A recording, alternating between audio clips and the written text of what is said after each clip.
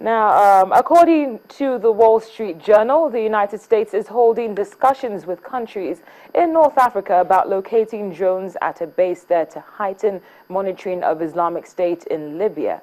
An official was quoted as saying such a base near Islamic State's strongholds in Libya would help the United States fill gaps in understanding what's going on in the region. The newspaper also said drone flights would give U.S. military and intelligence agencies real-time information on the militant group's activities in Libya.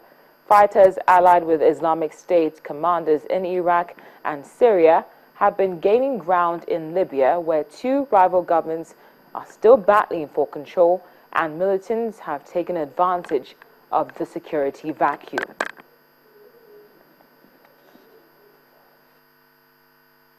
Well, preventive terrorism expert Mr. Temitope Olodo joins us now from London. Mr. Olodo, thank you very much for your time again on Network Africa. Thank you for having me. It's a pleasure. Now, this move being made by the United States, its intention to locate drones in North Africa, what exactly are the benefits and the consequences? Like you rightly said, there are benefits and there are repercussion or impact which could come out of it. I think the benefit is the fact that ISIS have been expanding, and there is need to curtail ISIS in order to stop ISIS from becoming a bigger problem than it is at the moment in Iraq and Syria. And Libya is more or less a failed state, and they've moved into Libya now. And there is need to have an eye, on the ground, or to have an eye on the sky, more or less, to be able to, monitor their movement and to be able to remove those that need to be removed. And I think that's one of the major reasons why the Americans are keen, to work with the countries in North Africa to be able to at least reach an agreement to curtail ISIS. I think the public opinion in terms of having America on Muslim soil is always very controversial. Most of those countries will be afraid that ISIS might turn up to attack them, and I think that's part of the challenges that the Americans and the allied countries need to work on now. That's why it's being viewed as a very political sensitive matter.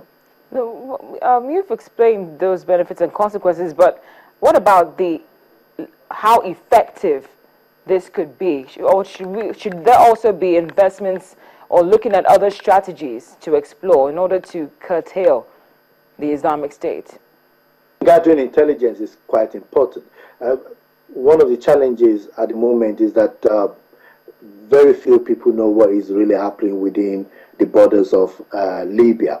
And I think that's the reason why, the drones will be quite important in order to be able to identify.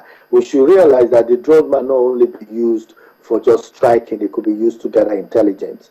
So how the countries agree on the usage of the drones will become a very important matter.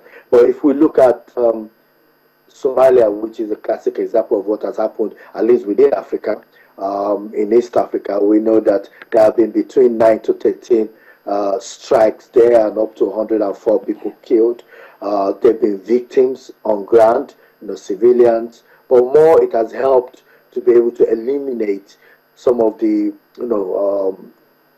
leaders of the Al-Shabaab, which has more or less helped to reduce the impact of Al-Shabaab in that region. I think that is the kind of hypothesis that is being put forward for the incident, for the usage in Libya. Well, Mr. Olodo, thank you very much for your time. Thank you for speaking with us here on Network Africa. We appreciate your input. Thank you very much. Thank you for having me.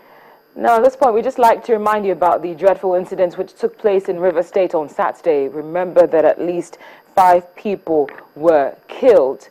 They were shot dead and killed on Saturday evening in a small community a few kilometers from Nigeria's largest refinery in Port Harcourt in River State. Gunmen on motorbikes rode around Abonchia for about an hour, shooting at people. And police spokesman Ahmad Muhammad said that 5 people had been killed and that 11 people suspected to have been connected to the attack had been arrested, one on Saturday and the others on Sunday. Well, our Rivers State correspondent, Emmanuel Areyu, he joins us now to fill us in on the latest. Emmanuel, thank you very much. What more can you tell us than what we already know? Hello, Cynthia. What I can tell you is that the police in Rivers State have vowed to get to the bottom of this.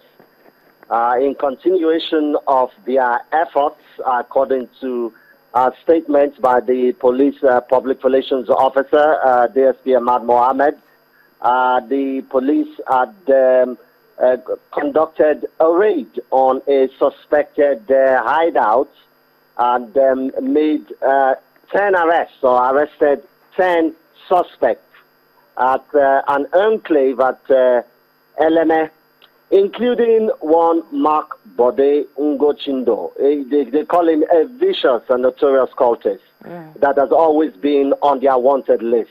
According to them, items recovered from the scene include one Lexus Jeep, 2 motorcycles, and 20 expended shells of 7.62 ammunition. They say investigation continues. You know, what happened on Saturday evening was very unfortunate. It came across to many as kill for fun by a group of young men who we do not know as at now where they were coming from on motorbikes, and decided to shoot into a crowd of market men and women. Yes. And the figure, the death toll, according to the police, is 5, but some eyewitnesses say it could be more. Well, Emmanuel, will definitely be reaching out to you probably tomorrow. Thank you very much for giving us the latest. We appreciate your time. Thank you. Now, at this point, here's our question for the day. What are your thoughts on the sack of the service chiefs by the president? Feel free to reach out to us either via email or Twitter. The address and handle are on your screen. We'd like to remind you at this point that the president has appointed new service chiefs, and they are Major General Abayomi Gabriel Olonishaki, Major General T.Y. Buratai, who is the Chief of Army Staff, Rear Admiral Ibok Ete Ikwe Ibasi, the Chief of Naval Staff, Air Vice Marshal Sadiq Abubakar, he's the Chief of Air Staff, Air Vice Marshal Monday Riku Morgan, he is the Chief of Defense Intelligence, and Major General Babagana Monguno, retired, he's the National Security Advisor. Thank you so much for being a part of the show. This has been Network Africa. I'm Cynthia Are.